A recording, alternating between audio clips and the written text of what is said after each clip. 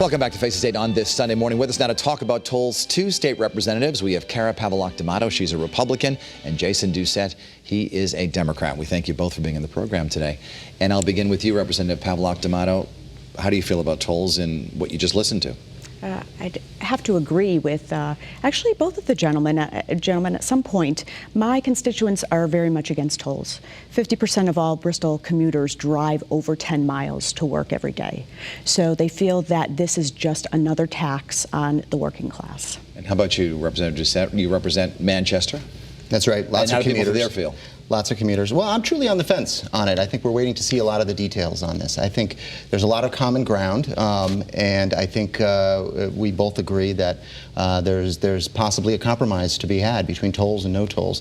And the big issue for me is, as Representative Pavalock-D'Amato said, really is affecting the working class. That's my and middle class taxpayers. That's a primary concern of mine. So I want to see a plan. If I'm not opposed to tolls in concept, but I want to see a plan that really addresses that and make sure that the impact on middle-class taxpayers is minimized as much as possible. So you bring up an interesting possibility. We have the governor watching. We've got many of your colleagues watching. If you two came up with a compromise between no tolls and tolls, what would it be?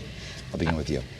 Again, you know, it's a pattern here. It is every year it's increased taxes, but then there's increased spending. So for me, it's really tough to compromise because based on, I think, the Democrats' history in this state, it starts off as a study, and then the next thing you know, it is not just 40 gantries, it's 82 gantries. It's you know, just this much as far as the amount would be to charge, and then all of a sudden, you know, it to cover our other expenses, they're increasing it. So could you support a system where there are some tolls? You know, again, I have in Florida, they do have actually a pay lane, and down there, I think it's implemented very effectively.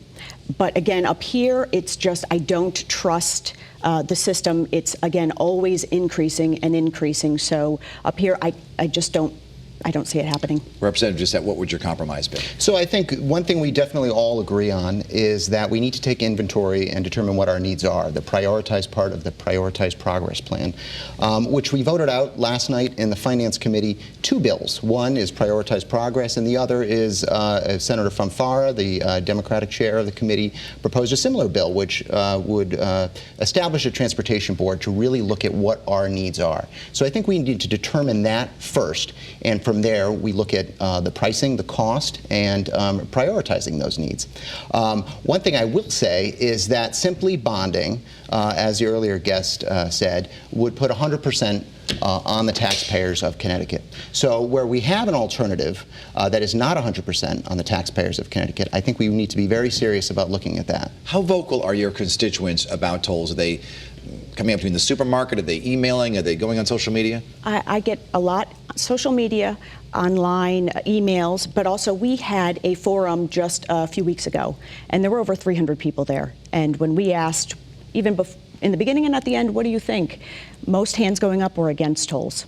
And what about you? I think, honestly, we hear opinions on both sides of that. It's a hot issue. We hear like 50-50? I'd say it's close to 50-50, quite honestly, yes. And, you know, I campaigned in 2018, my first time running, spent a lot of time knocking on doors, talked to a lot of people on both sides of the issue, quite honestly. There are people who understand that we need to take care of our infrastructure, that we have great needs, and that tolls would be a solution that would put the burden on out-of-state drivers and commercial traffic. So on the other side, certainly there are people who are vocal against tolls. Let's shift to the budget a little bit. What do you think about Governor Lamont's budget proposal as it stands? Well, you know, I like the debt diet part of it. However, a lot of the other parts were more increased spending.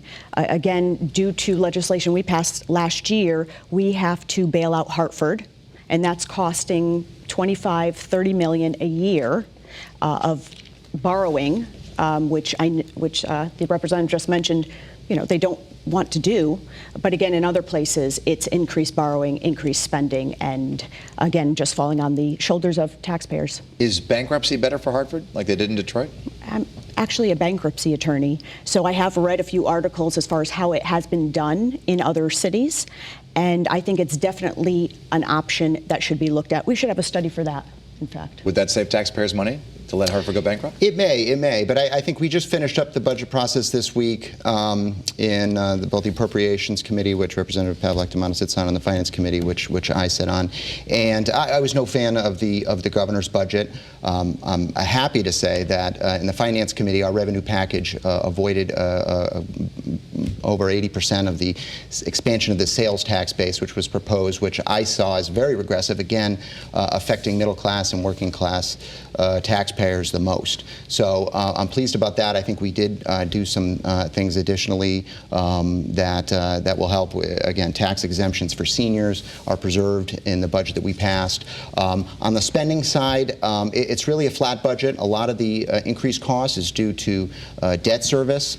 We're paying down our debt. We're being responsible, but we're also addressing the needs of the most vulnerable populations in our state, which is what we have to do. What about these new taxes, perhaps on Uber and Lyft and things like that, and some of the other sales tax increases? Yeah, this budget is an additional $1 billion of spending, in addition to $2.5 billion in taxes, new taxes. And remember, we're going in with an over $1 billion deficit.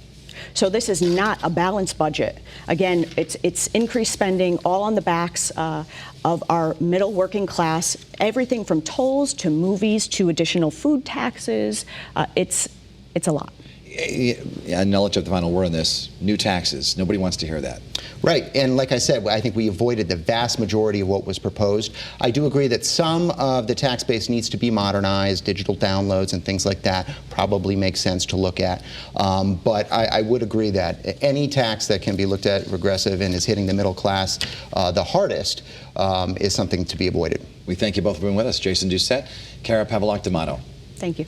Thank you. I know you have to get back to the Capitol. A lot of work to be done in the next couple of weeks. Thanks so much. When we come back, a Connecticut legend is with us. Jerry Franklin will look back at his legacy. And we welcome your comments on social media. You can find me on Instagram, Twitter, and Facebook right now. And don't forget to take our tolls poll on the WFSB Facebook page.